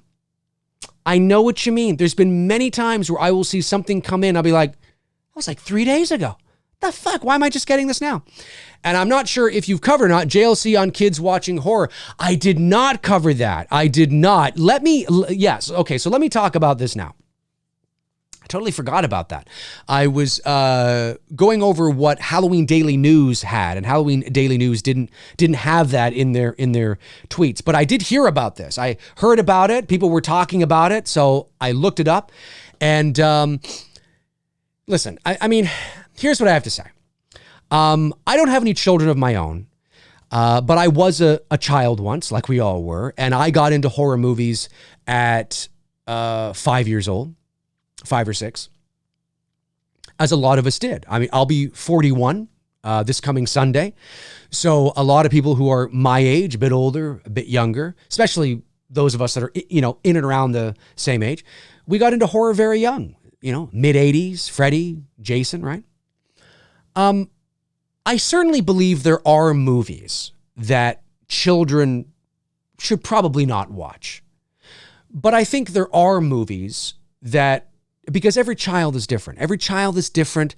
How a person, it's not black and white. I think Jamie Lee Curtis, really at the end of the day, if you want to sit there and think, oh my God, I would never do that, that's fine. But I think just kind of keep it professional. Keep it, I think saying that you are a bad parent if you let your 5-year-old watch a horror movie, just making it very blunt and making a blanket statement like that, I think is unnecessary. I don't think it means that at all. I think there's so many nuances and details that have to be factored in. You know what I mean? And I think just to make a blanket statement, she's entitled to make it, of course. That's how she feels. And that's one of the great things about living in the Western world, is that we can make those types of statements if we want and not be, hanged. But certainly, I don't think it's necessary. I think just kind of, all she had to say was just, oh, wow, so young.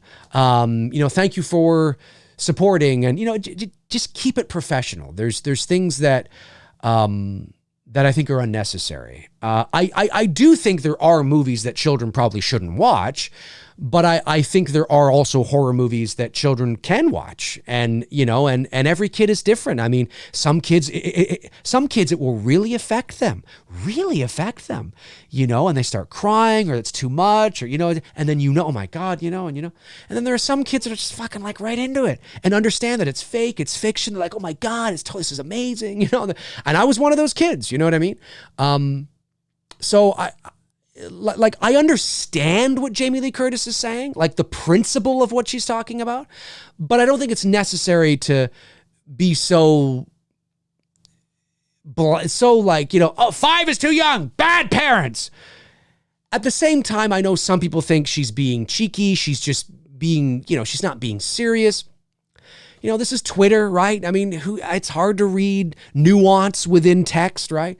It's what she said. And if you take it at verbatim, which a lot of people do, then yeah, I just don't think it's necessary. Why stir that pot, right? Just say, cool, thanks for support. That's awesome. Wow, you've been a fan for so long. That's really neat. And just leave it at that. And then if you really think that on your own, then just on your own, in your own space, go, oh, fucking, I want to fucking bad. But don't put it out there. It just causes unnecessary drama where there doesn't need to be. She's very strong. She's very opinionated. She's not afraid to let people know what she thinks. We know this. So that's kind of how I feel about it, is that I think it's unnecessary for her to say it. I just wouldn't have said it. I wouldn't have said that because it's not true. First of all, it's a blanket statement, I mean, maybe if she sort of, cause you have 240, characters, right? I mean, maybe if she sort of constructed it a bit more and said, wow, so young, I don't know if I would have done that, but your parents are very brave to, like something like that. You can kind of go, okay, I get it. I get it, right? But just to kind of come off like you're like, it's like a headline of a newspaper or something, bad parents. It's like, and it rubs some people the wrong way because it feels very intrusive. It feels very like she's telling you how to parent. And it's not fair.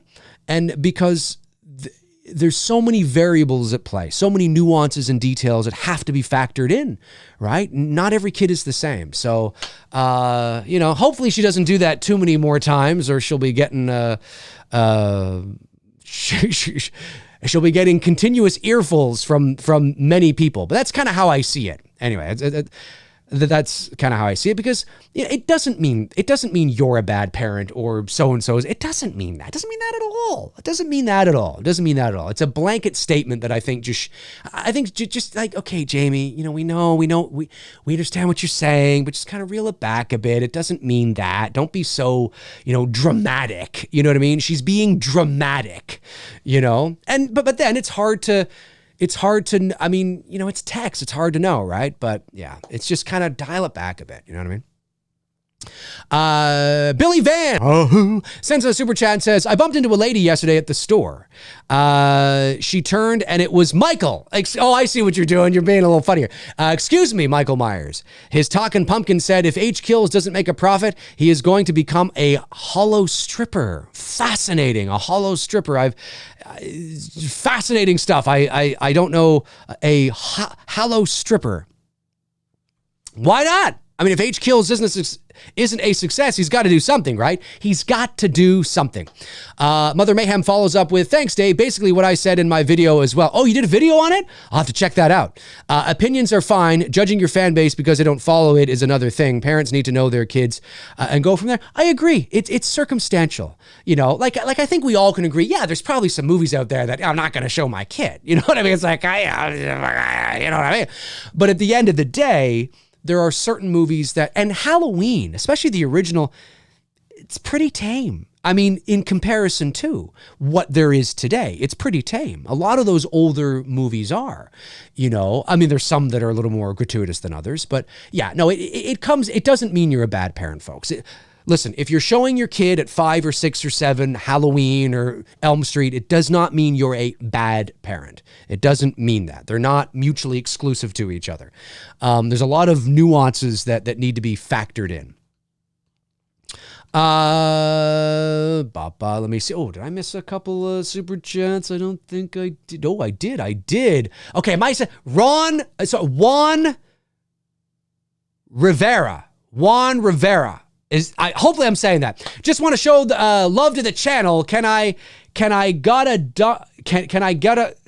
drunk Loomis? I shot him 6 times. By the way, I'm a bad parent since I let my 8-year-old watch my.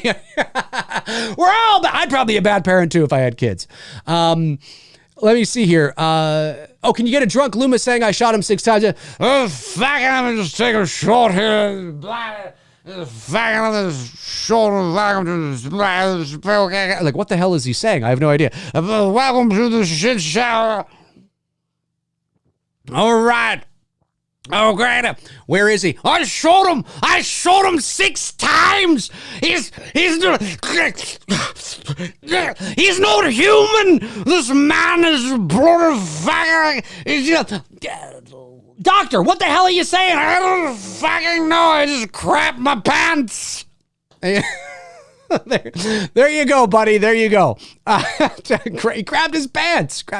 I should add that. God, I could have some fun. If I ripped a couple of those videos and added my own, I could have some fun. Let's see here. Althusser?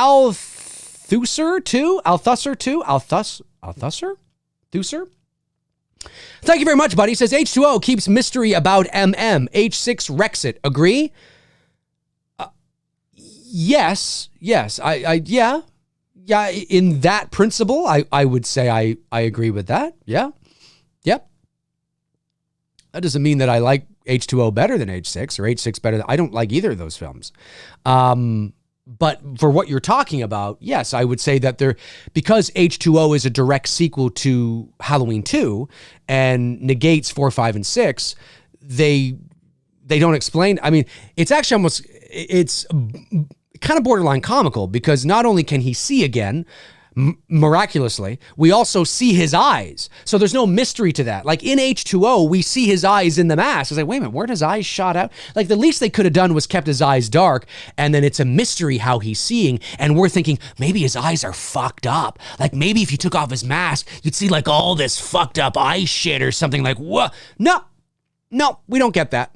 No, we just see his eyes like you're seeing mine right now. It's kind of like, kind of lame. And he's not burned. I mean, at least in Halloween 4, 5, and 6, they did have his hands burned and shit. Nope, just looked like my, little strange. But But yes, the principle of who he is, what he is, where he comes from, all that kind of stuff. Yeah, it was. It was more, it definitely was in H2O as opposed to Halloween 6. I agree. Let's see here. Scrolling on here. Chris Baber, thank you very much, buddy, says, with the shutdown giving your NBA team an extra year as reigning champs, how are you adjusting to zero sports? That's a good question. I'm doing okay. It just sucks that, like, I kind of feel for the athletes. I know somebody like, why would you feel for the athletes or multimillionaires? No, but I just mean the principle of playing sports and wanting to compete and, you know, being competitive and all that kind of stuff. That's what I mean. Certainly not from a financial standpoint. Supply and demand, baby. Supply and demand. That's why they make the big bucks. But I would say that, yeah, it does kind of suck. I mean, although my Sabres, my Buffalo Sabres, is my Buffalo Sabres hat in here? Oh no, I think it's out there. They weren't going anywhere. I don't know what they're going to do. I don't know what the fuck the Sabres are going to do, man. But it's not like they were on the verge of winning the Stanley Cup. The Toronto Maple Leafs, they should have made the playoffs, but so that's kind of like, you know, and I live in Toronto, from Toronto. Anytime the Leafs are not playing the Sabres, I'll cheer for the Leafs. Like if the Leafs are in the playoffs and the Sabres are not, I'll cheer for the Leafs. But I don't know. Yeah, so hockey, I'm just kind of like, you know, the Sabres probably weren't going to do anything anyway, so whatever. The Raptors, even without Kawhi Leonard, were doing pretty good. Now, that doesn't mean they were going to go all the way back to the finals again, but they were where they were when the lockdown happened, where they were was pretty much where they were, if not a win or two better than they were last year. Again, that does, once you get to the playoffs and you got to play Milwaukee, and I mean, that's a whole other story. But it still would have been fun to watch. You know what I mean? It would have been fun to kind of like, oh, are they going to do it? Like, you know, you never know, right? So yeah, I mean, I guess if the season is canceled, they are still the reigning champs for another year. Of course, baseball, I mean, you know, the Blue Jays probably weren't going to go anywhere anyway, but now they're talking about making it a half a season, like 80 games. Which is kind of like, you know, and that actually bodes well for the Blue Jays because they only won 90 games last year. So if they play, I mean, who knows? Maybe they'll, I don't know. We'll see. Yeah, I'm feeling it a little bit. You know, I would have liked to, because every summer, my girlfriend and I usually go to a couple of Jays games and things like that. And of course, it's only May right now. I mean, you know, but yeah, I'm missing it. Definitely feeling it a little bit. Let's see here. What do we got? We got, Dia Maria, going hard into the paint there. She's got one just popped up. Sends a super chat, says, my kids, ages 8 and 4, watch The Big Three with Michael being their favorite. Also, they are baby McCrazies. They watch Saturday movie night with us. Hashtag bad parents unite. Well, that is awesome. That is so cute that you got little kids like that and that they are, baby McCrazies. I love that. I could see little like shirts and things like that. Yeah, again, I mean, it's just, it's just Jamie Lee Curtis. She's a very outspoken woman about a lot of things. So naturally, she's outspoken about this. You just have to say, like, again, I think we all understand the principle of what she's trying to get at. You know, like, yeah, okay, yes, there are movies out there you probably wouldn't want to show your 5-year-old. Yeah, of course. But I don't think that I don't think that is every horror movie, you know, or every, you know what I mean? Like, you know, so I think it's just, I think what rubs people the wrong way is just the blanket sort of sensationalism of the statements, you know? It's just like bad parents in big capital letters. Like you couldn't nuance that a bit and just kind of say, well, hey, you know what? If it worked for you, that's cool. I don't know if I would have done that, but you know, just kind of, so we know what you're getting, but it's still kind of more in a tactful kind of way, you know? But she is very outspoken. So, you know, I'm sure we can expect more of that in the future. Let's see here. Mr. Genre says, Robert has asked that question 4 times now. Robert, my man. Where is Robert? Is there Robert asking a question Robert Thidoff says, Dave, would you prefer to own the Myers house or give the eulogy at Harrison Ford's funeral? What a question. I would prefer to own the Myers house. Yeah. Because giving the eulogy at Harrison Ford's funeral what would be strange? Who the hell is this guy giving the eulogy at a sports funeral? I would say, but owning the Myers house, like, man, I could have all you guys over. Fucking backyard. Well, there is no backyard if you've been to the Myers house in Pasadena. But maybe, I could pay to have it like moved to like a nice like piece of land. Have like a backyard, have all you guys over, bring all your fucking kids over, all your 5-year-old kids, bring all your 5-year-old kids over, and we'll watch fucking horror movies in the backyard of the Myers house. And we'll tweet about it to Jamie Lee Curtis. Gotta go with the Myers house, my man. Gotta go with the Myers house. Super chat comes in from the Film Addict. Thank you so much. The Film Addict says, hey, Dave, did you read the article about Pattinson not working out that much for the Batman? A lot of people lost their shit about it. The way I saw the article, I believe he was just trolling. I did see it. In fairness, I skimmed through it. I did see it. I just thought... I don't know how to read it because I don't really know. I'm not familiar with Robert Pattinson and how he is on Twitter or social media or Facebook or interviews or whatever. I don't even know if he's on social media. So I read it and I could totally see people taking it seriously, but I could also see him just kind of being a little satirical, like a little sarcastic. So I'm not really sure. I highly, let's put it this way. The probability, I believe, is so low that he is letting himself go. That when it comes time to start production again, that he's going to be 30 pounds overweight, fat, uninterested. Like, that's not going to happen. I don't think that's going to happen. There's too much. And if it does happen, like, let's think of the worst case scenario. Okay. Robert Pattinson lying around getting fat. Oh, we can shoot now. Production is starting up again.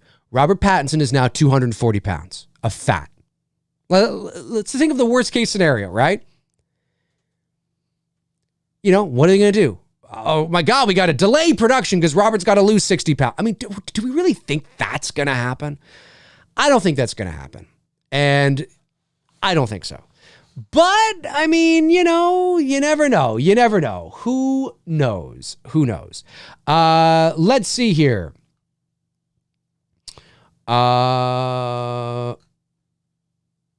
What's going on here? Frank says 2 super chats missed before Billy. Oh, did I really? Can always count on Frank and my moderators for coming into the paint. Frank Riker says, okay, one from Frank, one from David versus Goliath. Thank you so much, gentlemen. Frank Riker says, maybe McRae live of Kurt Russell's top 5. Ooh, McRae live just became 3D right there. I'm down. Frank was the one that suggested the top 5 Loomis quotes as well, which I am going to do. I don't know if I'll do it on a McRae live or if I'll do it as a standalone video, but I want to do it in like drunk Loomis, kind of make it fun. And you just get top 5 Kurt Russell. Yes. I'm thinking about it. I like it. David versus Goliath says, would you be okay with Myers finding an OG mask? Yeah, that's a good question. I've addressed this before on the show. This is kind of how I feel about that. I find it's almost too self-aware in some ways. Like, why would there be that why would that mask be there? Is it a Michael Myers mask? Like, does somebody have a Michael Myers mask in the movie? It just feels almost too self-aware. Yeah, I just don't think... Again, it's all in the execution. It's all in the justification for it. But it feels a little strange because it's so identified as the Michael Myers mask. That would feel kind of strange. Even to see it in a store, some kid he kills has it. Like, what was the kid wearing the Michael Myers mask from the original? Like, it just seemed to see a Michael Myers mask in a movie where Halloween is a movie in the universe, like seeing the Michael Myers mask in season 2 of Stranger Things. Okay, well, I get that because that's a real movie that exists in that world. But seeing a Michael Myers mask, a fresh Michael Myers mask in the actual, I don't know, it's the only thing, and I hate a lot of the masks, and I hate the Halloween 5 mask. I'm not a fan of the Halloween H2O mask. I'm not a fan of the Resurrection mask, although the Resurrection is probably the better one. But, you know, it doesn't make sense that the mask looks different from 4 to 5 because he didn't change masks from 4 to 5. So it's really weird that it looks different. But when Michael picks up the Halloween 4 mask in the store, it's not the same mask, right? It's a white mask, but it's not a Shatner mask. It's not a Mike. I mean, it was a Shatner, but I think you know what I'm trying to say. It's not the 78 mask, right? So it's almost believable that he would walk into a store and he sees something that resembles it, and it's kind of like, boom, that'll do. Do you know what I mean? So I almost believe it more. Him coming across an exact replica of my OG Michael Myers mask would be kind of like, what's this doing here? It just feels almost too self-aware. So I think the best thing to do is just to ride these next 2 movies out with the mask that you have. That's what I would do. And thank you, Frank, for reminding me of those super chats. Okay, we'll go for, where are we here? Let's do another 10 minutes. Another 10 minutes. We'll do another 10 minutes, ladies and germs. Another 10 minutes, and then we will call it a day. Let's see here. What do we got? The Smokies. Oh, it's the Smokies is talking to the Disco Dev. Very cool. Miss Michael, or is MSM Michael 99? I think is what you're saying. What about having a Haddonfield museum and one display is Michael Myers? Top much of a stretch. I think that's, I think you're saying too much of a stretch. Yes. Oh yeah. Why would you do that? Because it's Haddonfield. Arguably, Haddonfield is most famous for its, like in the universe, in the actual universe that exists that is now Halloween 2018. This little sleepy town in the middle of Illinois is probably most known, most famous for that horrible thing that happened 40 years earlier. So I don't think you would have a Haddonfield museum. And if you did, I don't think you'd want to, okay, let's hypothetically say there was a little thing, you might honor the victims, but you're not going to honor the killer. You're not going to have a Michael Myers mask. Here's the mask, the kill. I don't think you would do that. And I don't think the town's big enough to have that kind of thing. So yeah, I think that's too much. Mark Williams says, "Hey Dave, I'm very interested in how H ends completes the story. Going to be hard to top the hospital ending in H2.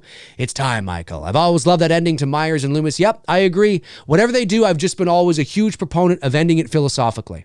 And what I mean by that is you kill Myers, however that is, burning. In my sequel concept idea, you know that he burns with Laurie. Laurie and him burn together in Judith Myers' bedroom. Fucking epic. Love to see it. And the house goes up and everything. And that's it. They die. They die together. Fate brought them together. They die. That's how I ended my sequel concept. I've always said this. Whatever they do, just don't end it with a cheap jump scare that lets you know that he could still be there. Don't do that. Anybody from the production, if you're watching, don't do that. It's lame.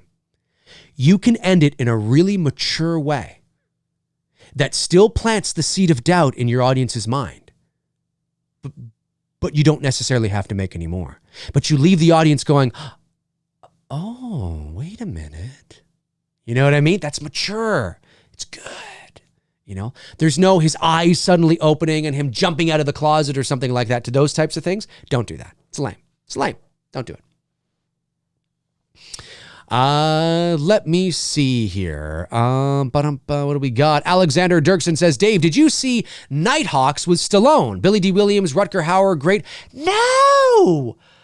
Rutger Hauer, Billy D. Williams, and Sylvester Stallone? I'm down, man. Oh my goodness, I'm down. I'd love to see that. Yeah, that'd be amazing.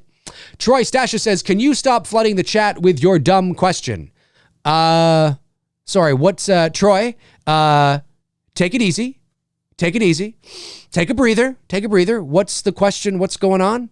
I don't see what's the question. What's happening? Am I missing a question that keeps coming in? Troy, we're all fans here. We're all family here. We're all fans. Relax, Troy. Relax. Take a breather. Take a breather. The hot beef is flooding the chat. All right, let's see what the hot beef is saying. Where's the hot beef? Oh, there we go. Dave, did you know that JLC braids her taint hair? Is this, Dave, did you know that I don't even know what that means. I don't even know what that means. So I agree, that is a dumb question because I don't know what it means. Braids her taint hair? Are you trying to make a perverted joke or something like that I'm unaware of? Is taint hair, is that like a new lingo that the young kids are saying nowadays that is completely over my head? I have no idea. So I could answer this two ways. I could answer it the way I did, which is like, I don't know what the fuck you're talking about. Or I could answer it in a Dave McRae way and go, yes, I did know that. Yes, she braids her taint hair with little sort of circular elastic colored bands. And on the bands, it says, that is a dumb question. It's unbelievable. It's crazy how she braids her hair that way. It's amazing. It's amazing. Anyway, there you go. Hopefully that answered it. Hopefully that answered your question. Let's see. Dia Maria says, skip, Dave. It's a troll. Yeah, troll's gonna troll. Yeah, it probably is a troll. Well, yeah, I figured that. The hot beef says, yeah, take a breather, Troy. Superman wannabe. All right, hot beef. Hot beef.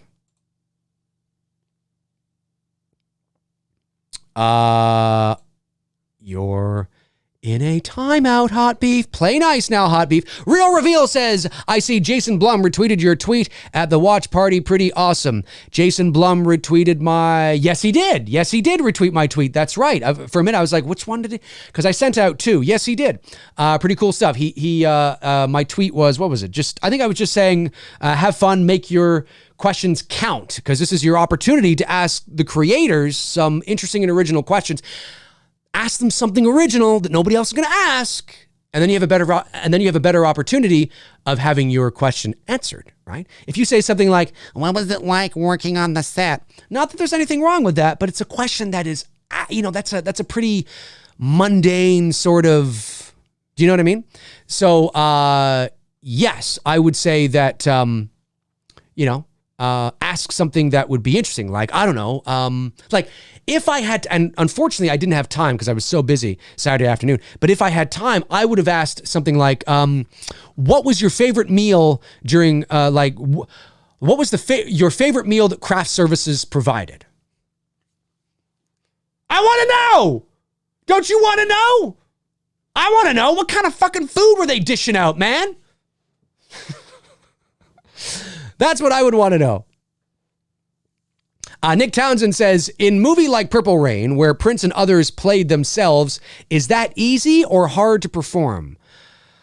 Oh, I would say that's probably harder to... Okay, if you're not a trained actor, like Jerry Seinfeld was essentially playing... It's a fictional version of himself, but he's essentially playing himself. And he didn't do too bad of a job considering he's a comedian by trade and not an actor. I mean, there's a reason why we've never seen Jerry Seinfeld do anything else other than Seinfeld. He's a comedian. He's not an actor. I know he voiced a role in the Bee Movie in 2007, I think. But he's not an actor. I think it is difficult. It might seem easy, but you're playing a version of yourself or sometimes a fictional version of yourself. Now, it can be a bit tricky. It can be a bit tricky because, yeah, there's